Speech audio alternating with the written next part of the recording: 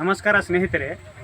ಇದು ನೀವು ಅಂಟಕಾಯಿ ಆಗ್ತದ, ಯಾವುದು ಈ ತೆಂಗಿನಕಾಯಿ ಗಿಡಕ್ಕೆ ಇಲ್ಲೆಲ್ಲ ನೋಡಿ ಅಂಟಕಾಯಿ ಜಿಗಟಕಾಯಿ ಆಗ್ತದೆ.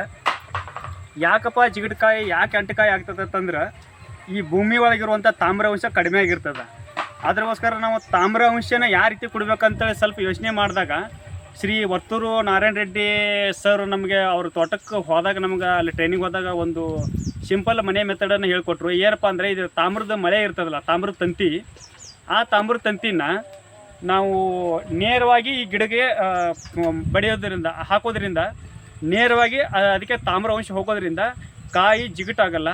ಆಮೇಲೆ ಕಾಯಿ ಏನಾಗ್ತದಂದ್ರೆ ಈ ಎಷ್ಟೊಂದು ರುಚಿ ಆಗ್ತದಂದ್ರೆ ಯಾವುದೇ ನೀರು ಇರಲಿ, ಸೌಳು ಇರಲಿ, ಬೆಕ್ಕದಂಥ ನೀರಿದ್ರೂ ನಮ್ಮ ಭೂಮಿ ಬೋರ್ವೆಲ್ ನೀರಾಗಲಿ ಯಾವುದೇ ನೀರಾಗಲಿ ಸೌಳು ಆಗಿರ್ತದೆ.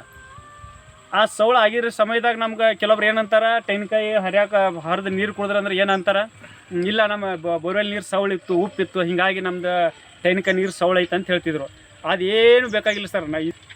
ಸುನಿಲ್ ಗೋಪಾಲಪ್ಪನವ್ರವ್ರ ಹೊಲದಾಗ ನಾವು ಇಲ್ಲಿ ಬಂದಿದ್ದೇವೆ, ಅವ್ರು ಟ್ರೈ ಮಾಡಿ ನೋಡಿದ್ದೇವೆ ನಾವು ಅದನ್ನು. ಇದು 2 ಗಿಡ ಅದಾವೆ ರೀ. 2 ಗಿಡದಾಗ ನಾವು ಟ್ರೈ ಮಾಡಿ ನೋಡಿದ್ದೇವೆ. ನಾವು ಹಾಕಿದ ಒಂದೇ ವಾರದಲ್ಲಿ ನೀರು ಎಷ್ಟು ರುಚಿಯಾಗಿತ್ತಂದ್ರೆ, ಎಳ್ನೀರು ಅಂದರೆ ಪ್ಯೂರ್ ಎಳ್ನೀರು ಯಾವ ರೀತಿ ಇರ್ತೈತೆ ಅನ್ನೋದು ಅವ್ರಿಗೆ ಈಗ ಕುಡ್ದಾಗ ಗೊತ್ತಾಗಿದೆ. ಆಮೇಲೆ ಯಾವ ರೀತಿ ಅದನ್ನು ಮಳೆ ಹಾಕಿದ್ದೇವೆ ಎಂಬುದು ನಿಮ್ಗೆ ವಿಡಿಯೋ ನಾನು ನಿಮ್ಗೆ ನೆಕ್ಸ್ಟ್ ತೋರಿಸ್ತೀನಿ. ಇಲ್ಲಿ ಹಾಕಿದೆ ನೋಡಿ ಸರ್. ನಾನು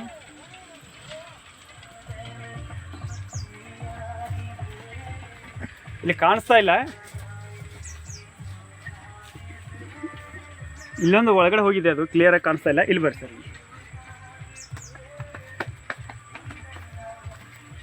ಇಲ್ಲಿದೆ ನೋಡ್ರಿ, ಇಲ್ಲಿ ಕಾಣಿಸ್ತಾ ಇದೆಯಲ್ಲ, ಸ್ವಲ್ಪ ಹಿಂದೆ ತೋರಿ ಇನ್ನೂ ತೋರಿ. ಹಾಂ, ಇಲ್ಲೇ ಇದು ರೌಂಡ್ ಸರ್ಕಲಲ್ಲಿ ಇದು ಮಾಡಿದ್ದೀನಲ್ಲ, ಸ್ವಲ್ಪ ಹಿಂದೆ ಸರ್. ಹಾಂ ಕರೆಕ್ಟ್. ಇಟ್ಬಿಟ್ಟು 3 ಫೂಟಲ್ಲಿ ಈ ಥರ ಇದನ್ನು ಹೊಡಿಬೇಕು.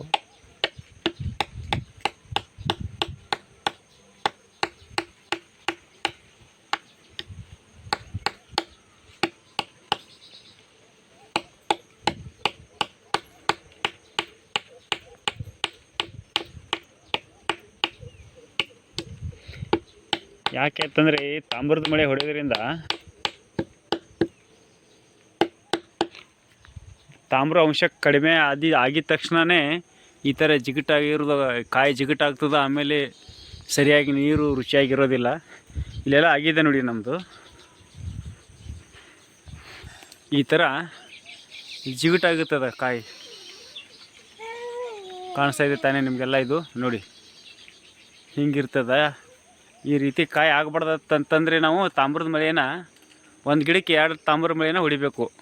ಒಂದು 3 ಫೂಟಿಂದ ಮೇಲೆ, ಆಮೇಲೆ ಅದ್ರ ಮೇಲಿಂದ ಅಪೋಸಿಟ್ ಸೈಡಲ್ಲಿ ಹೊಡಿಬೇಕು.